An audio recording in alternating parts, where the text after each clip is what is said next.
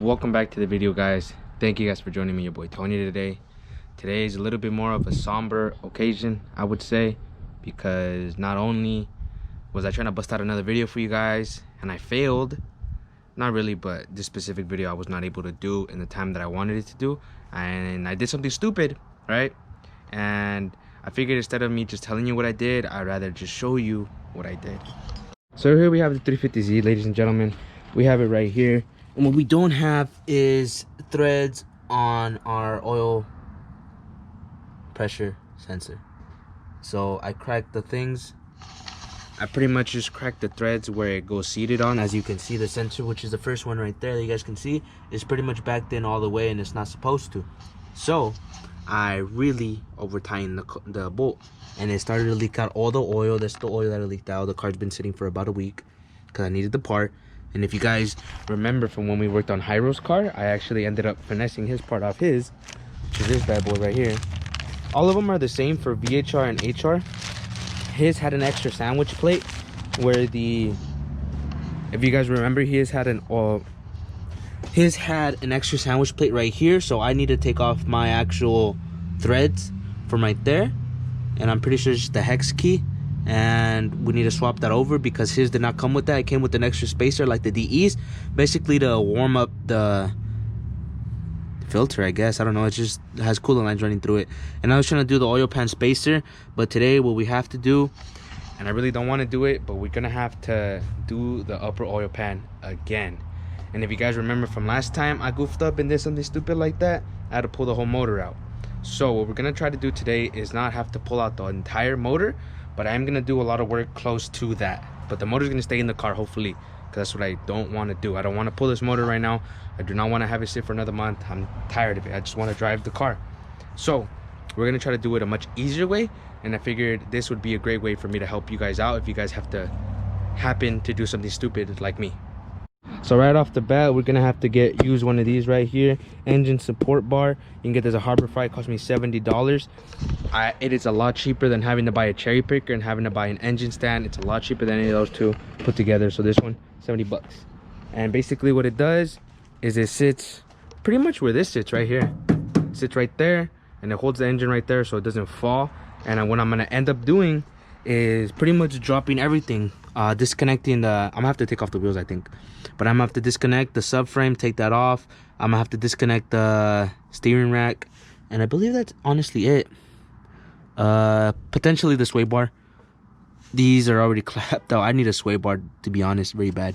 That one's pretty clapped out. So that might be what we have to do, ladies and gentlemen, to do what we have to do.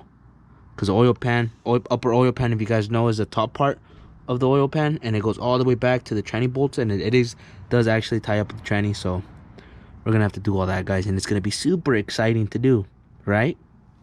Alright, so the way this works is pretty simple. This is the top part. So basically the only thing you're gonna see from the top is this. It's gonna go in like that. This is squared off so it can't move. Well, it can obviously, but not all crazy. This one's gonna go on the bottom like that, up in this, going up like that underneath, and you're gonna lock it in with this thing right there, and then that is gonna hold this in place so that it can sit on the car like so. Pretty simple. That would be the stand on one side. There's two of them, and then this one is gonna go through the bottom up, and it's basically to hold the motor. And then you're just gonna pretty much just put this big washer right there, this thing, and that's how you're gonna lift up the motor with this, just spinning it and whatnot. Super easy, super simple. I'm just gonna assemble it, put it on the car, and then we'll pick it up there.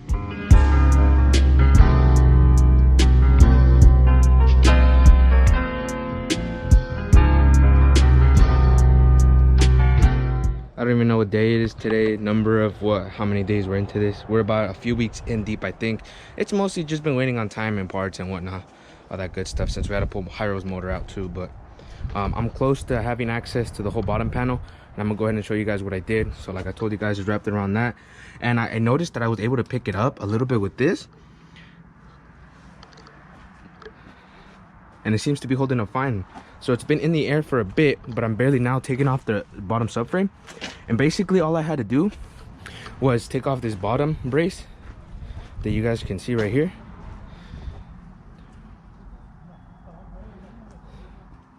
There's about 8 14 millimeters and then 2 19 millimeters for the compression arms, which are these. And these are a pain in the butt to get off. All the other ones super easy, but that one you just pretty much just gotta spread. This is what I use, some PB Blaster penetration, and that's what I used, and it worked. I just had to go at it with the impact gun for a bit, and basically after that it was pretty easy, because all I had to do was disconnect this lower control arm and take off the 2 17 millimeters for the steering rack and the 2 14 millimeters on that side, and as you can see it's separated. And I already took off the bolts for these, and it's kind of just dangling here. So now I can take off the actual rear front subframe, and I'm a little concerned whether or not it's going to be really heavy, because it's just me, so I might just have to slide a jack under here just to be sure. But that's going to be the next thing on the list. And after that we have full access to the bottom of the pan, which is from here all the way to the back. And for the tranny bolts, you only have about 4 of them, and I have them loosened here for you guys. So there's one right here, there's one right here, and there's one over here, and there's one right next to it too. You guys can see that they're already pretty much taken out. The only thing everything's already pretty much off. Like these are already pretty much off, almost no thread on them, and the subframe can come down.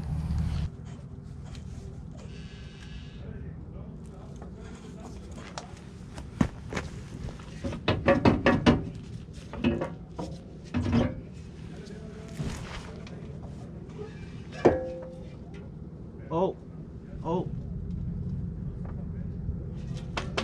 just like that, ladies and gentlemen.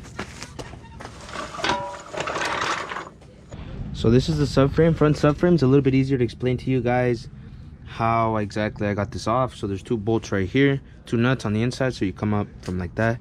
Same thing as this is a motor mount hole, so it just goes up like that. Take it out. There's 2 10 millimeters right here holding in a bracket for, I believe, the power steering line. It's that line all the way at the bottom right there. 2 10 millimeter bolts, and that's the only thing that's on this side. And then 2 14s right here for the steering rack, and then 2 17s right here for the steering rack, and same thing on this side for the motor mount and the 2 holes. And that's it, guys. That's pretty much it. And the 2 lower control arm holes. Honestly, let me see how heavy this is. Honestly, I thought it was gonna be way more heavy than that. It's decent. I mean, it's heavy, but it's not as heavy as I thought. I got a lot of work done right now. I took off all the inner bolts, so you have to take off the lower oil pan to get to those bolts. And there's 2 4 6 7 bolts. One of the long ones goes there, and then you have 2 of the long ones right here behind the tranny going up, and then you got about 5 going up along the side of both ways, 3 right here, 2 on the other side. And now we can just start prying it, going in some Harbor Freight, get your local hammer, and then we're just gonna pretty much just chisel at it so it can come off. That's the game plan. Forgot 2 bolts that go underneath right here in this little opening right here. Forgot about those 2 bolts, but other than that, we should be good to go. Basically what I did is I put a 19 right here, spaced it out a little bit, and then I put one of these flatheads in the little opening it has in the back, and it pretty much just brought it out. So now what I'm gonna do is get a drip pan ready, like so. It might get messy, man. Rather be safe than sorry. Let me see if I can just get the whole thing off like this.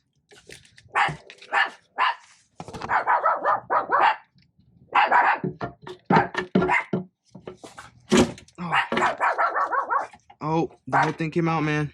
It's out. Yes, sir. Yes, sir. Alright, I'm gonna be realistic with y'all on how long it took me. The first day was kind of a mess because I was so confused as to what to do.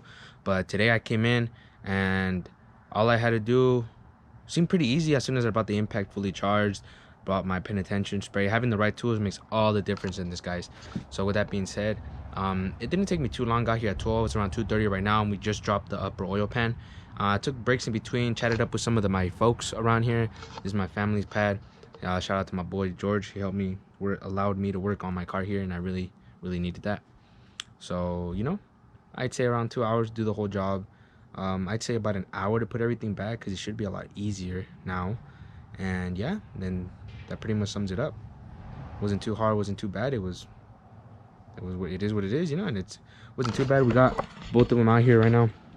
And I think what I'm gonna do is swap out the sensors, clean that one up because I had it all gunked up. Clean it up best I can. Clean up the surface. I usually use gasoline on the surfaces right here and on the actual pan itself, or like the motor, the block up there. And swap out the sensors, swap out the oil pan spacer, and we should be good to go after that, man. Got the upper oil pan cleaned up. Got the other oil pan also cleaned up. And I got the spacer all cleaned up that you can't really see, but it's cleaned up. Took all the RTV off. So now what I'm gonna do, I'm gonna get a little bit of gas and then clean the rim. Let that dry, and then I'm gonna actually put the silicone on there, and then we're actually gonna slap it on. So I'm gonna try to get that shit done tonight, right now.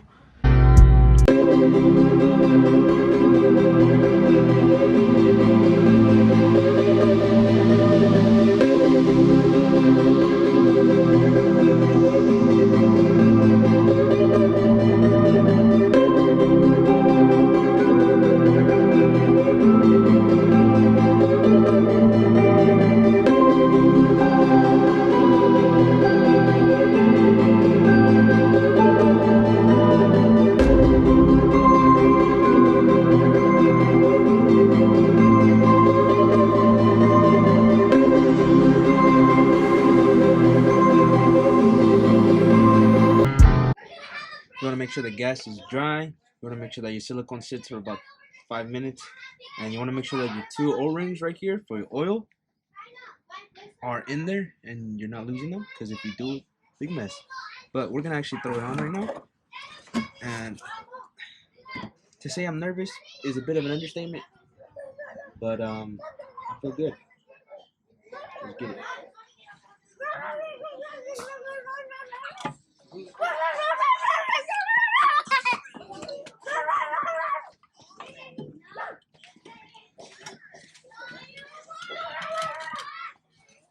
And she's in, boy. She is in. Alright, so here we got the lower oil pan. This is the top floor. I got a Z1 spacer right here. I already coated the bottom part. I let it sit for like a few minutes and I'm gonna put it on. I have 2 screws in here to guide it on each side. And right now we're about to slap it on. What I did is I coated this actual plate, like the spacer, and then I put the actual oil pan on top of it, and then I flipped it, cleaned it, prepped it, and then I did it, lined it up again. And then right now what I'm gonna do is use these bolts to guide it, and then that should be it. We should be done with the silicone job. The upper oil pan's already good, in tight, good. I already cleaned down there for the where this is gonna go. I already cleaned the surface with some gasoline. Recommend you guys clean it with gasoline, let it dry, and then do whatever you guys need to do so it could stick like this very well. Don't want to get any dirt in there. Just gotta be careful with this thing right here. All we gotta do is just line it up.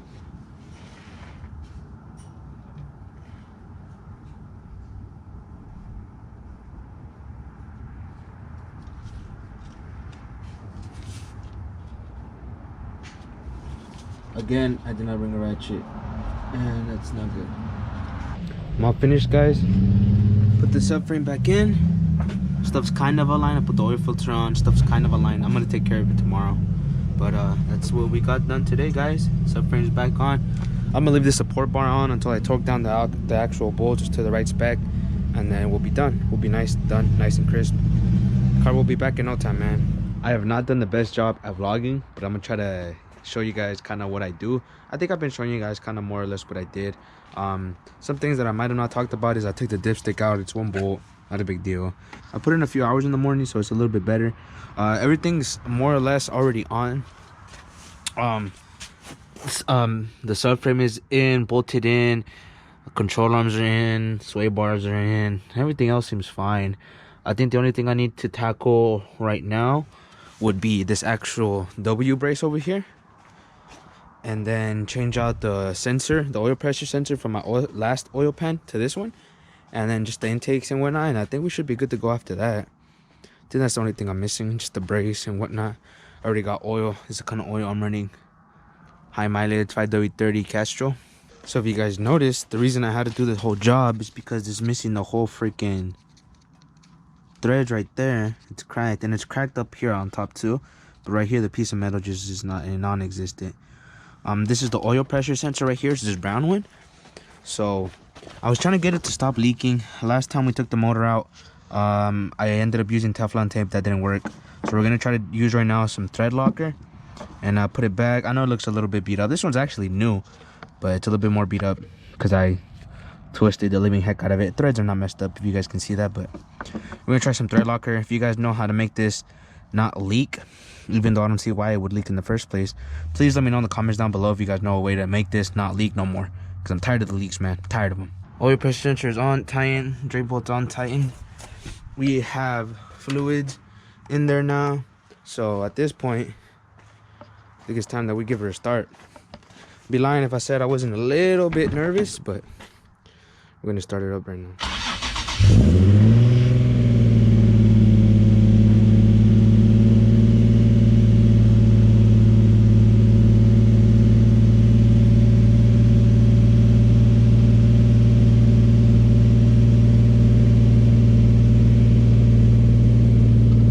Whoa, it's a lot of white smoke.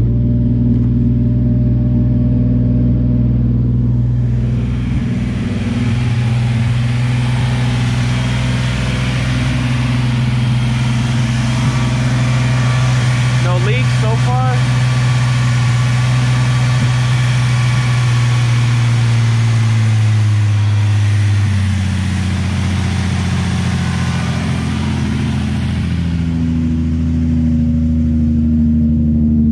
I missed you, ISR.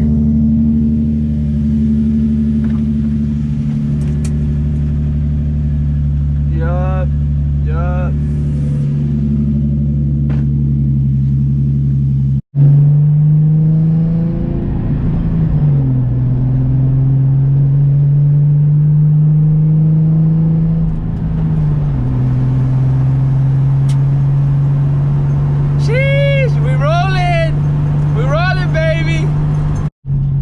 So far so smooth, man. To be honest, I did a goofball mistake and it was like idling weird because of something stupid I did, but I fixed it and it idles fine, but the check engine light's still there. But I'm gonna check it when I get home.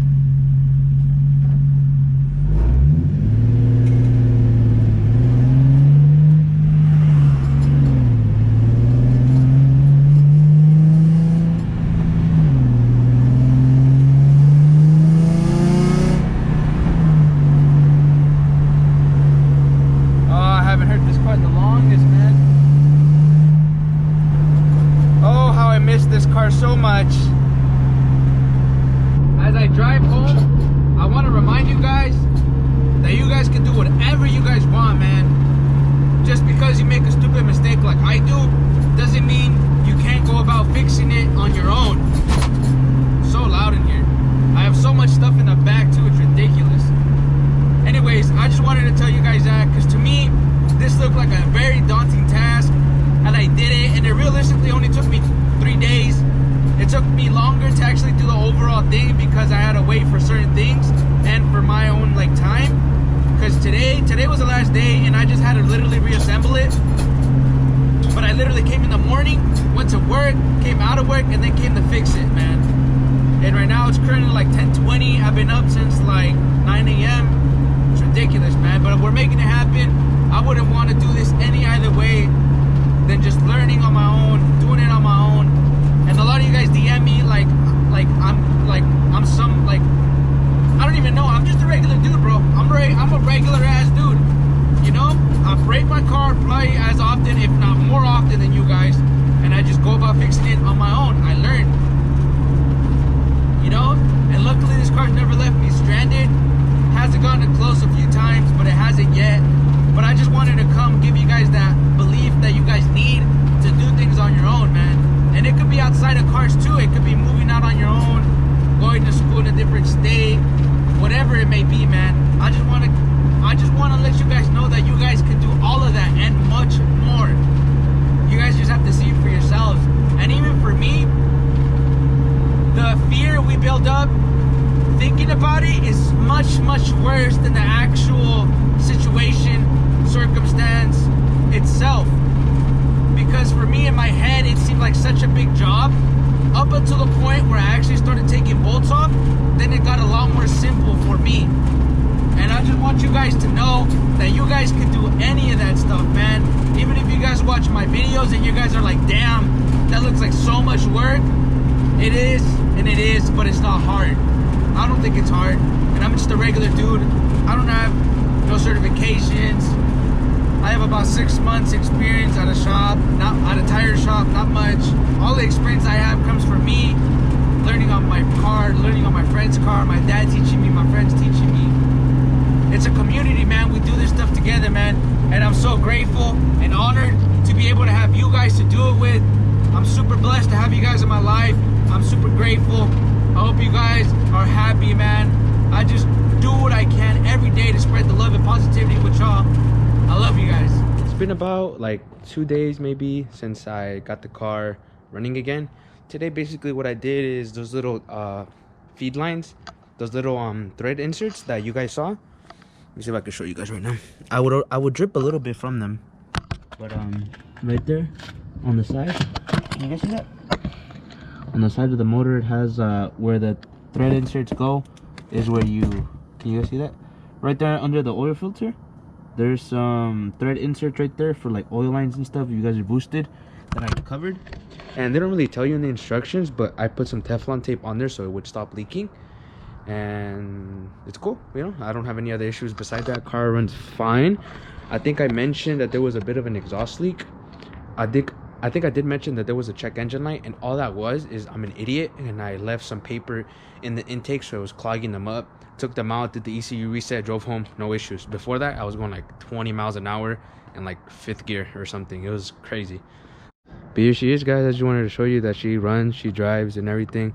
And as today cannot get any better because I drive my Z, I have something very important. Can't show you guys the rest of this stuff, but this very piece of paper is very important. So we're gonna slap that on because my tags expired this month, and we're gonna slap on the 2021 in my favorite color, man. And just like that, we are road ready, man. Road ready. There we go. Let me know what you guys think, man. Let me know what you guys ideas are in the comments below for the Z, man. It has automatic lights, that's why they turned off. Let me know what you guys want to see on the channel for the Z, man. Runs on the way, mods on the way, more tows on the way. Let me know what you guys want to see down in the comments below. And if you guys enjoyed the comeback of the Z, make sure to give it a fat thumbs up, man. I'm actually going home now, guys, so I hope you guys enjoyed the video. I hope you guys have an amazing, blessed day, and I'll catch you guys in the next video.